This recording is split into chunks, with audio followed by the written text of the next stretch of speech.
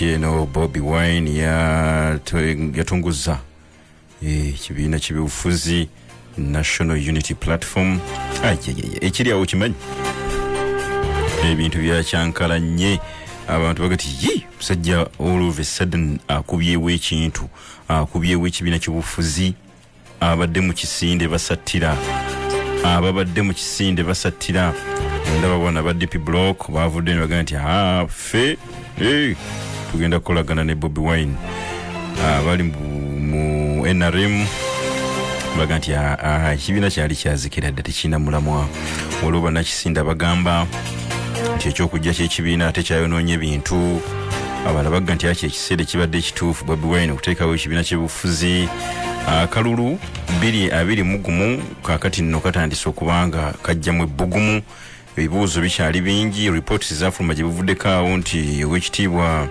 Dr. Besigye ayinza obutajja naye tannaba kuba mu mulambulo kufu ku nsonga eyo akabonero ambuleera kaakati gye bagenda okutambuza bulijjo mugamba nti essomero etalina ssente bigira kutuuliza abaana ebibuuzo kati bagambye nti akati ssente tugirina kaakati buli omuntu buli mbuzi ku nkondo yaayo abajja mu kibiina kya NUP mujje kati si kisinde mujje kitegeeza eri obovaayo bingi kyebitegeeza okutonda ku kibiina kino okutegeeza kyeri opposition n'akalulu bingi tugenda banga tugeza kubanga tugaziwa mu nsonga ezitali zimu mbeera ne media consultant mwami Tamale Mirundi sebo nkwaniriza ebintu byonna byangu nnyo naye bagamba nti mu Uganda temuliimu ba politicians mu Uganda tulina byabufuzi nga bwenda butinga nti mu Uganda mulimu ba scientists. We don't differentiate between a scientist and a health worker or public health. Sajja ali mu laboratory akola ebintu bye nomuga nti ajja abala amadisa ga kedi ne toilet that cannot be a scientist. We were public health. We were public health. Kubika kabini butandalo abo ba public health munabe mungalo. But a scientist must be busy in laboratory. Wala madisa ga kedi. It disqualifies. Kagati yeze mbagamba musajja awandika ekitabo naga nti when things fall apart the center cannot hold. Nembagamba nti Uganda is undergoing a revolution naye tebagiraba bani abantu abulijjo tebalaba omwana bw'aba akula abo wakati bamulaba ng'akula bawangala nabo akula gradually kati many people yola president yagamba nti Galileo balona abakatoliki beshanyiza abadde tebamanyi yagenda nti anigrant papa Pope John Paul okubiriya yetonda kulwa papa munno okutagalireo Galileo yabaga nti ensi yetoloola ne baga nti Katonda akola ensi ne yetoloola n'ataginyweza. That was the thinking of that time. Kakati abantu ba wano mafia ye volcano. All what you are seeing is tremors. Is the mafia gang in trouble? Buli kintu kyonna kibadde kizimbiddwa ku mafia. The mafia gang is in trouble, is collapsing. So what you are seeing neggo buli kintu kyonna kireta ku mafia era waliwo yabadde akubira essimu ne mugamba nti for you on small issues nze mu yawana obutambi tebuliyo okay but I will continue okubukuba era bagamba tebuliyo tebuliyo I will continue nze bebukuba mbumanyi nakati ogenda kuwulira babadde ku zoom ekiro ate beba transformers ne baleeta ebifu kakati baba baguza gundi baba gamba baba baguza zoom tikasite detecting amasanyalaze gonna ne gavaako ne kaddako kiba kifudde kati batya ate beba transformers because what you don't know this is 35 years nabawandikira katabo ne bagamba nti Museveni succession will be bloody. Why? Ekitajja kubaawo kijja kubeerawo when two rivaling groups are fighting for what each calls the right, the war cannot end. Bwe kibanga America bagamba abasiraamu nti Islamic fundamentalism teyeetaagisa nga n'abasiraamu bakugamba be bayita ba fundamentalist ti America yagala kusanya obusiraamu olutalo terugwa because what each has cannot be surrendered. Kati the battle ina dimension zisatu. A retiring president like Museveni tayinza kuleka mafia ganga ajikubye ojimala bwaba agitegedde ne kati yata nagitegeera era buli jeraga yonna enyampisa kiniga enyo mumpale mpandisa akatabo kange nti abanyampisa ekiniga bani mafia enyampisa kiniga ajikubye ajimazeewo Museveni enokuba mafia najja to have a peaceful retirement because these people bayina a lot of money tebamwagala kane mafia nayo egamba let us control parliament ebyo mulaba era nze neewunya why do you arrest Chiwewa and you don't arrest Kabushenga and Kulubi? They are doing the same.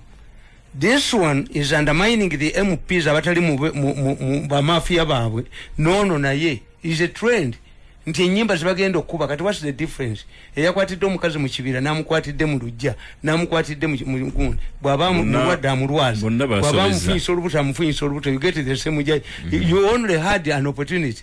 I'm not seeing a much difference between Chiwewa and Babizonto. Ate Babizonto abonze sibana omuntu amaze okuŋŋa nti mulalu nti mmaze okulaba omukazi nga Stera Nyanzi ng'akuna midde eggwanga omukazi omuganda atayina na butitiriri nga yonna bode eringa ya njovu akunami oyo nalongo akunami nalongo taba na butitiriri tayawula likunambye liti buli bwe lyerega kakati oyo ongamba otya nti atavumye Museveni ne mutwala mu kooti Bizonto bakutte byaki kati Bizonto this is what it means. Bizonto what does it mean? Chembe wunyako omuntu amaze okweyita Bizonto najje wange okuwasa mu kuba emigo nekitala bwalifuuka Bizonto nattamuwala wange yuwa Bizonto sirawut omukuba tannasinga muwalawo n'emizannyo egimu bakuwala ekufaanana tubulaba bwogeba olaba Nigeria era waliwo azanyanga Queen Bizonto onenya bakutte kubulide bakutte Bizonto tebakwata bano bamanyi nti Bobi Wine ayina oluyimba lwe yakubye. That's why the battle is on songs. Kwanza mbamanyi how they do things. Nabaga nti bali tuliyambala engule nga nze nwana n'oluyimba lwa Uganda oyo mwana teyalunkubako Tamale Mirundi emekapo nolinchi siranyiza kino omutwe gukiringa ebbango simanyi kingi fishaka adanga munanerega bali bajamu bane empali bajimuje muno buma babwondo kyakuba mu oluyimba kyakuba bukenya yakiwa sente Tamale Mirundi yameka kino okutwe kulinga ebbango endubuzi siringa kosegwanga nyode walaki ne ovuma kyamalawo bangachi nabagamba wano yakuba mu oluyimba tuliyambala engule oluyimba lwa wano abala bagikoona bizimalawo bangachi ne olwalwa zeno bulijjo nalinga nti bakoona covid nalinga nti kayimba ka covid nti oba bano tebamufuddeeko abala bamukoona bangambye ate birala manyi nyimba sizimanyi so kakati nze mbabuulira nti if you read my books I'm going to donate my books to the Secretariat. Naye nkyanonya naliwadde task force nembatonerayo because for me I'm far away. I'm always ahead. Nti Bobi Wine namubala okuva lwe yajja nemubala nembaga nti omwana ali dangerous nete wamubala nti wamutegeera namutegeera nti this young man why is he rehabilitating himself twakuba essada twakola ki eyo n'avaayo n'arehabilitating n'agenda ne bamutestinga omusaayi n'avaayo poliisi n'emweyambisa rehabilitate abavubuka eyo n'avaayo n'awasa empeta omuyinza Kamiliyoni ne Bobi Wine Kamiliyoni simutwalangako seriously naye ogenda mutuwa simutwalangako seriously mulimu abantu bentwala this man nentunuulira the Americans want to flash out to the Chinese influence. America babala America must remain in the driving seat. Nebategera nti China bali corrupt. China Africans believe because Chinese don't demand democratic values. Every African country leader is flocking China for money.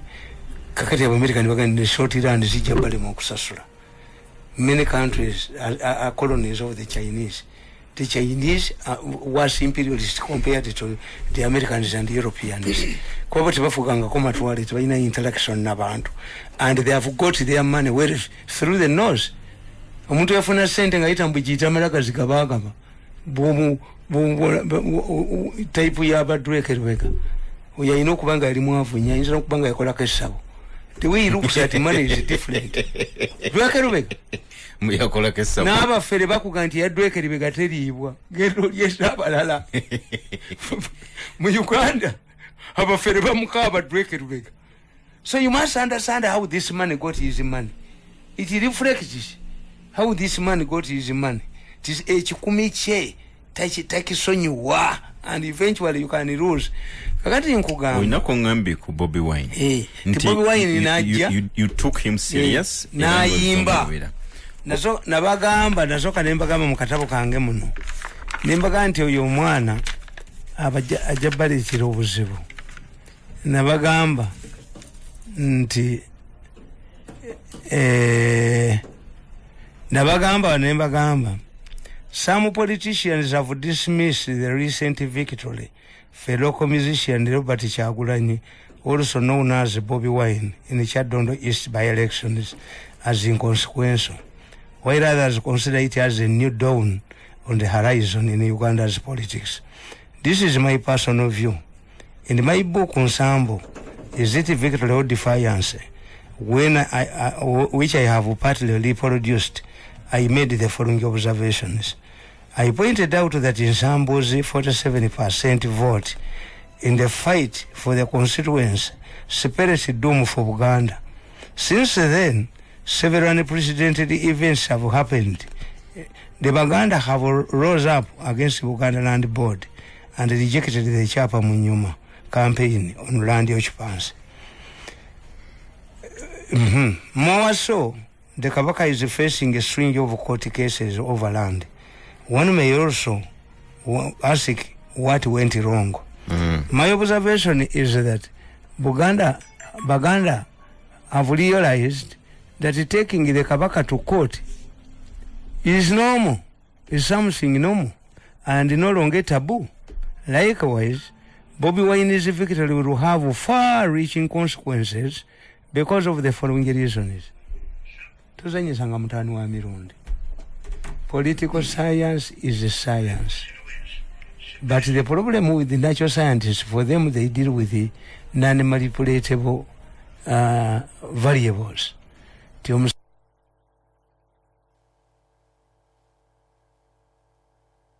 The natural scientists and a political scientist, we deal with the humanities. You need time okumanya conduct. Ate uboyagala okumanya politics, political science, ate soma psychology, logic ato negundi oli okotegere mind y'omuntu. Okay. Kakati Bobi Wine nkugamba si Bobi Wine nambubala nkugamba, although one can say that all members of parliament are equal, the fact is that it is completely untrue. I wish to explain this further.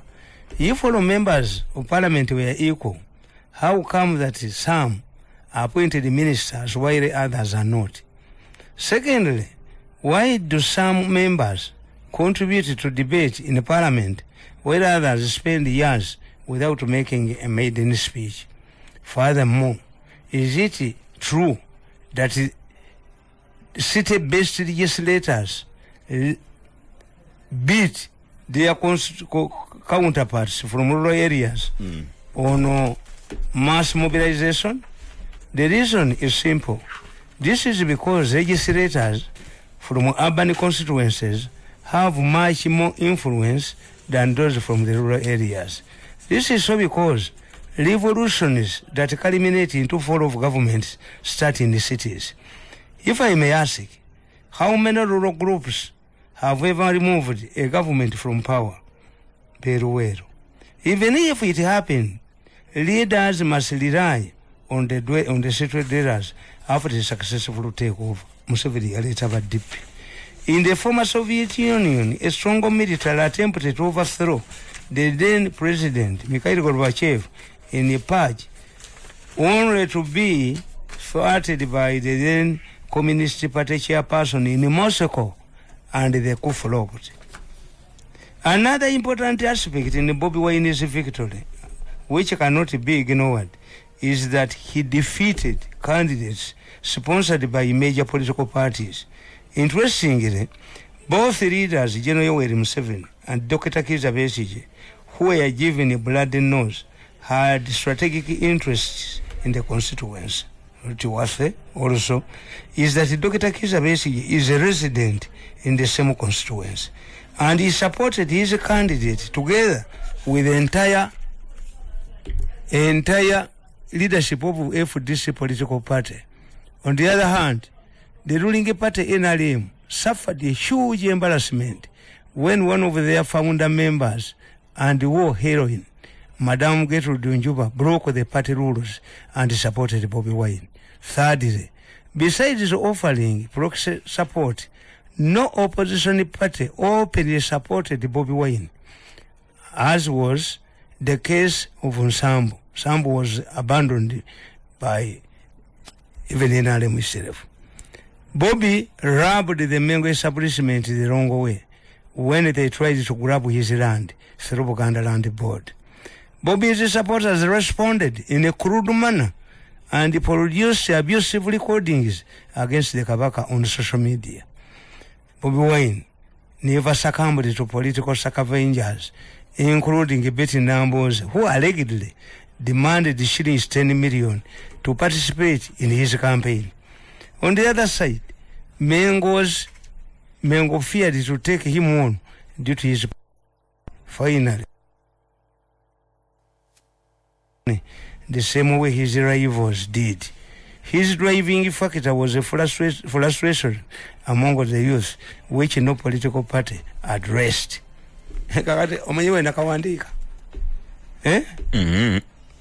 God bless you. Completed on Sunday 23rd July 2017 at my residence in Zana. Tuzanya mutwegu. Guno mutweto kuzanyesa. Njagala otuwe ekibalo kya Bobi omuntu akitegeera. Ntikati yazze. Yajja tebamutegeera. No one. No intelligence ya wano emanyi kukwata baamanda. Emanyi sobi kukwata bantu babateeka mu safe house babaliyeko sente, but they don't have psychological politics. Nze bwe nali ndi mu state house nanywanga omwenge ku nnyonyi. Abaserikale ne bangana tugenda kubuulira president onywa omwenge ne mbaga ekyakimanyi ngunywa. Ekitiisa Museveni butanywa. Ngalowooza tonywa. Abuuza lwaki katakyanywa. This is the difference. Yelwa kito kyanywa. Nti when you are observing somebody abagezi bagamba abantu bomukyalo gundi asirika nnyo ennaku zino. Yalinga ayogera. A woman who observes you, my husband, what's the problem? Mulabe bi Nigeria ebi Philippines bigenda kukulaba byammwe ebyo. Ndaba mu politics, ndaba mu psychology, ndaba mu conduct y'abantu, especially the rulers good people. Nti bayina amagezi okusinga mu abayita abagezi. Bobi Wine bwatyo bwe yajja nti bonna yabakuba ku day one. Intelligence yamumanya. Intelligence yalaba muyimbi wa bulijjo ayingira byofuzi. Ababbi balowooza nti baleese Bobi Wine to get money from Museveni. And they are reaping big. Yes, anti nga tebamanyi. Ne mbagamba nti Bobi Wine strategy ekisolo ekitayina bulago tuyinza kituza mugwa. No, ono okusiba mu lubuto.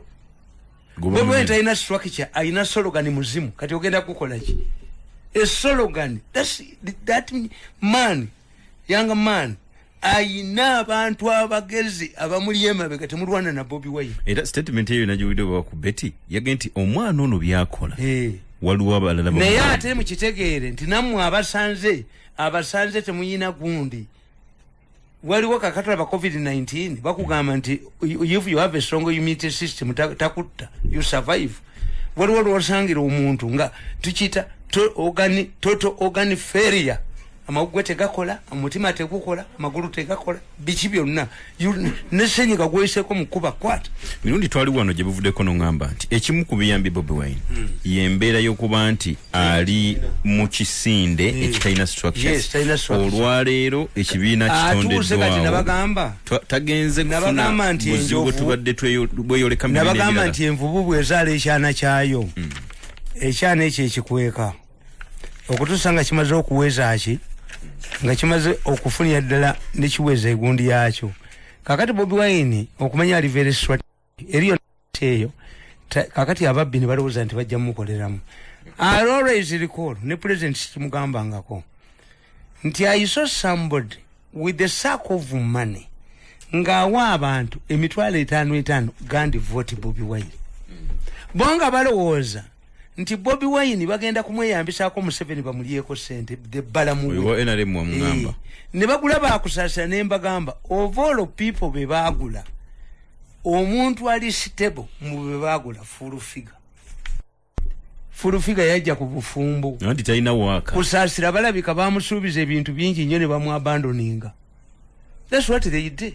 Bo bali bamulyamu sente ne bala mu theory tekola ku Bobi Wine. Bobi Wine alinga omukazi wa kabina ne bw'omubbako ekikoyi akabina kasigalawo bano be mujjayo bakusasira bani mu structure be bani nti Lubale bamututta omulokola zo okwocha Lubale ali mu bibugo byoche abamuki akwata omulala ali mu bibugo abamuki bwe chengoye zango bwe chanze certain things bali balamu naduka n'abakola mu sente kusasira n'abakola mu nemba buuza what are you buying this man taina structure kati mututa secretary jeno mututa nga abashuma abalira okukinduka nga bo banoonya sente omanyi bagala okubeera mbu we must be relevant to muzeyi not to be relevant to muzeyi tobba sente za covid tobba sente za mata tobba sente za masiki ekyo kyaliwo luli nga taina structure kati ekibalo kikyuse yanti kakati atene uli wano bwe mbagamba nti mbagamba wano nti whereas the reason why many Ugandans see the treatment of Bobi Wine as harassment is because such measures were not subjected to Dr. Kizza Besigye.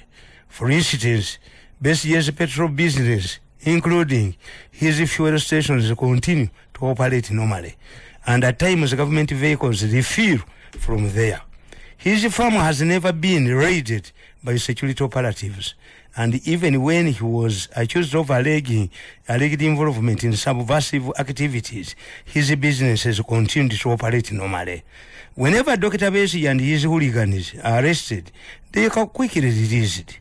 It is on record that he was the first Ugandan to be granted bail on treasonable charges. It's this soft attitude towards Dr. Besigye that has exposed him as a moral and contributed to Kyagulanyi's popularity.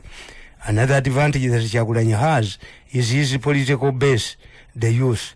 Unlike former presidential candidates, Amama Mbabas, who relied on crooks that called themselves NRM poor youth, Kyagulanyi's support in youth is based on their appetite for change. It later turned out that the NRM poor youth were looking for money, and the moment they failed to get it, they all returned to Museveni with Amama's valuable information. In Kyagulanyi's case, the youth are massively attend his musical shows, are not only attending but ready to pay entrance fees, unlike Amama's poor youth. Secondly, Bobi Wine has come at a time when a new political dispensation in the region is taking shape. This African integration has provided much wider space for local politicians across the region. In the past, this practice would easily be regarded as subversion or interference in the matter of politics of another country. This new dispensation favors Bobi Wine in that he can sell his music across borders and get money. Bobi Wine may not also need to engage in vigorous campaigns, since the majority of youth in the country are yearning for change. However, This unusual support puts his political career in a precarious situation since he risks losing all of the support he has come once he drops his president's ambitions. Has enjoyed all the regional and international hype due to some avoidable mistakes committed by Museveni's government. More so, Uganda's violent history is characterized by a dented human rights record, which worsened during the days of Idi Amin. The 32-year government of Yoweri Museveni has made several reforms. The international recognition that Uganda has achieved benefits Bobi Wine, since he is seen as a younger man who has stood out to challenge Museveni's 33-year rule.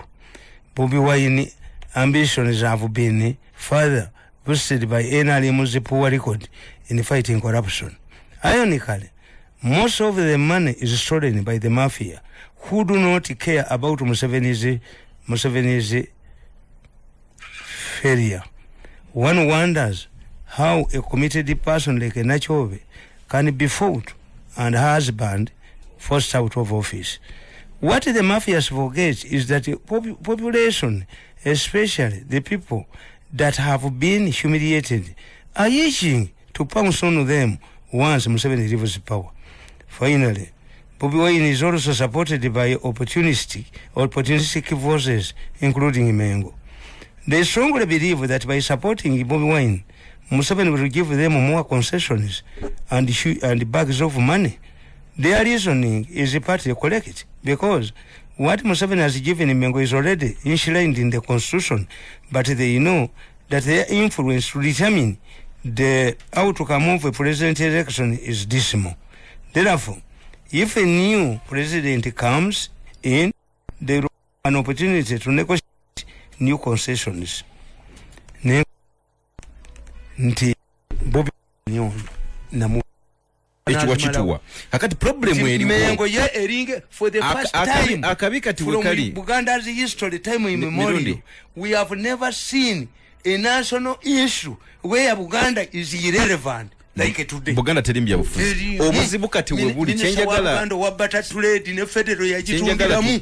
Minister wa Buganda wabata trade ne federal yagitundiramu. Chenjaga tukiriziganya nti kati obuzibu buli ku Museveni ne government ye no kunnyonnyola ku achievement n'ebiremereddwa government ye. Bobi Wine balloon ugiteka kako konzi ne yabika naye bajja bamweretera mpola bamulowozo mukolesa to get money from Museveni. Kakati bamaze okudduka ba mafia bagala kuwamba parliament chovola bakubamba ono ye best ono yani ifa bwembanja galugula biwa kabushengo babbiwa kulubya mugula mutoyi ne simugula mawuli sisoma agusika gula agani bwemba nonya biwa kabushenga sinza mugula mbawulirege gapamyemu sigule bibya busiru we yawandika wano mbabazi 3% kadaga 45% nakubanika katuni ngambabazi akoze bwati hakisanga atachitte mbu Museveni akubeka daga mbabazi ayitiwo nejuba oba kulubya bwatula bwansi kubanga yona ajja kudduka bayinza nomuwereza helicopter negwe baganda banobo okuba okay kulubya nekiwale bimalizo bayinza kuzikibwa mu kabuli no bana Uganda bana kibagala obategeeze kulubya nekiwale okusalawo bali mu group ye uliza bana Uganda bana kibagala okusalawo kwa Bobi Wine this time round kabushenga is worse than as far as Uganda is concerned okusalawo bangambye nti somebody azirangame nanganti afende mukoza alumbi ensere konti ali tribalistic nanganti ejo tribalistic temusobola kiwangula nse ali mu kibuga nsere ko is riding on the same boat ne Bobi Wine. You were the biggest campaigner. Why? So kokendeze konda bo muntu. So Mirundi omulaki